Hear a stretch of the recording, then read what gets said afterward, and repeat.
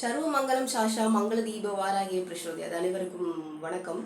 நம்ம காலபைரவருக்கு என்னென்ன பரிகாரங்கள் செஞ்சா நம்மளோட பிரச்சனைகளை சீக்கிரமா விடுதலை பெற்று கொடுப்பாரு அப்படின்னாக்க, நெய் விளக்கு ஏற்றினா குழந்தை பாக்கியம் இல்லாதவங்களுக்கு கண்டிப்பா குழந்தை பாக்கியம் கிடைக்கும். செவ்வாய்க்கிழமை அன்னைக்கு வில்வ மாலை சாத்தி அவருக்கு நம்ம வழிபட்டு அரளிப்பூ வில்வ மாலை சாத்திட்டு வந்தோம்னா நம்மளோட வறுமையிலிருந்து நீக்கி கொடுத்துருவாரு. ஞாயிற்றுக்கிழமை அன்னைக்கு ராகு காலத்துல அவருக்கு நல்லெண்ணெய் தீபம் விட்டு விளக்கேற்றிட்டு வந்தோம்னா பில்லி சூனியம் ஏவல் கட்டு மாந்திரிகத்தால் ஏற்பட்ட அனைத்து பிரச்சனைகளுமே சரி செஞ்சு கொடுத்துருவாரு. ஆரஞ்சு பழத்துல விளக்கு போட்டுட்டு வந்தோம்னாக்க தொழில் சார்ந்த பிரச்சனைகள்லாம் உடைச்சு கொடுத்துருவாரு.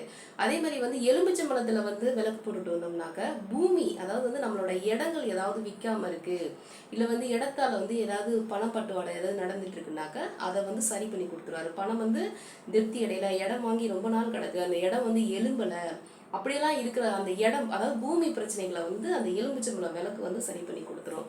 அதே மாதிரி நல்லெண்ணெய் தீபத்துல 4 மிளகு ஒரு சிகப்பு துணியில கட்டி அதுல அந்த சிகப்பு துணியில கட்டி அந்த மிளகு அதுக்குள்ள போட்டு ஏத்திட்டு வந்தோம்னா தேய்பிறை அஷ்டமிக்கு நம்ம ஏத்திட்டு வந்தோம்னாக்க நம்மளோட காணாமல் போன பொருட்கள் ஏதாவது இருந்ததுன்னா கண்டிப்பா அதை எடுத்துக்கலாம். காணாம பொருள் இருக்கு இல்லையா, அதை கண்டிப்பா மீட்டு கொடுத்துருவாரு.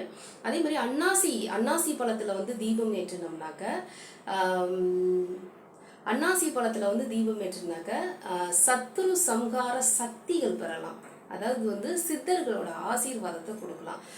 ஆசீர்வாதம்னா சத்ரு சம்ஹாரம் சக்திகளும் நமக்கு பெற்று நம்ம வாழலாம். வில்வம் அர்ச்சனை பண்ணி நம்ம கொடுத்தோம்னாக்க சிவனோட ஞானத்தை நம்ம பெறலாம். சிவனோட ஞானத்தை பெறலாம்.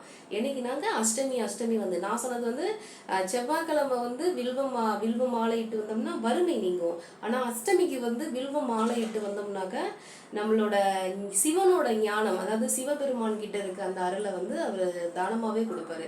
அந்த சிவனோட ஆதிக்கம் யாருக்கெல்லாம் இருக்கு, சிவனை பத்தி யாருக்காவது தெரிஞ்சுக்கணும்னா அந்த ஞானத்தை ஒளிய சுடர் பண்ணி கொடுத்துருவாரு.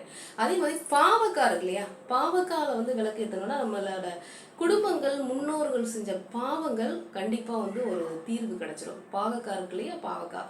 அதே மாதிரி கொய்யாக்கால விளக்கு ஏற்றோம்னா இருதய நோய் பாதிப்பு யாருக்கெல்லாம் இருக்கோ கண்டிப்பா விடுதலை பெற்றலாம்.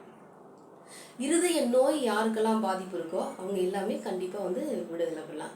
இந்த பலனை நீங்க செஞ்சு பாருங்க. செஞ்சு பார்த்துட்டு நல்லபடியா சந்தோஷமா நிம்மதியா இருங்க. நன்றி, வணக்கம்.